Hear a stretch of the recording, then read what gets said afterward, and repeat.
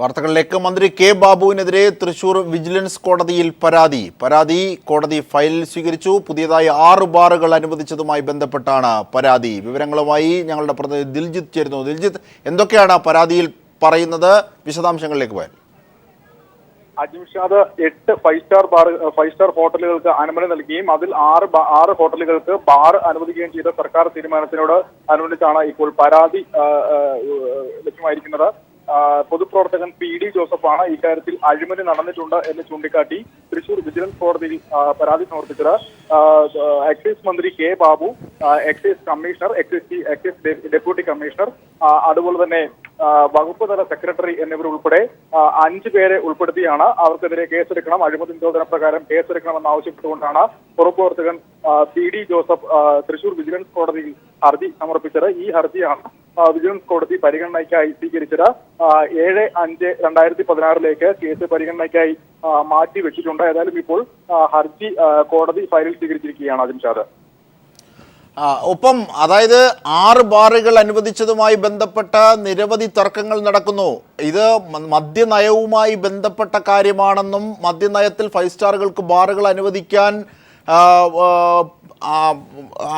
അനുമതി ഉണ്ട് എന്നും അത്തരത്തിൽ നിയമനിർമ്മാണ സഭ രൂപപ്പെടുത്തിയ നയത്തിൻ്റെ ഭാഗമായിട്ടാണ് എന്നുമൊക്കെയുള്ള മുഖ്യമന്ത്രിയുടേതടക്കമുള്ള വാദങ്ങൾ പുരോഗമിക്കുന്ന ഘട്ടത്തിൽ കൂടിയാണ് ഈ പരാതി. ആ പരാതി ഫയലിൽ സ്വീകരിക്കുകയും ചെയ്യുന്നു കോടതി.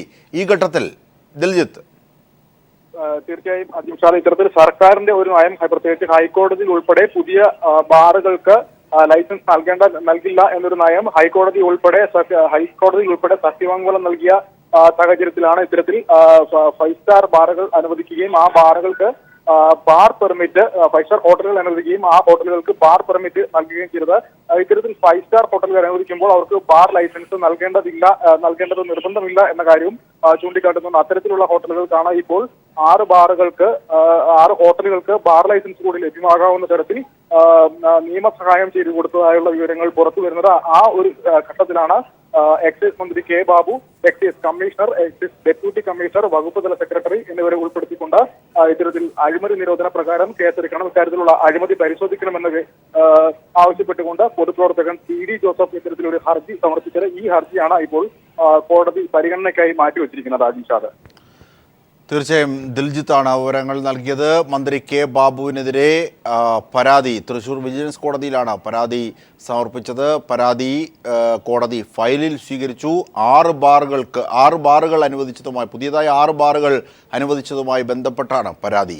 കെ ബാബുവിനെതിരെ വിജിലൻസ് കോടതിയിൽ പരാതി. ഇതിൻ്റെ വിശദാംശങ്ങളാണ് ദിൽജിത്ത് നൽകിയത്.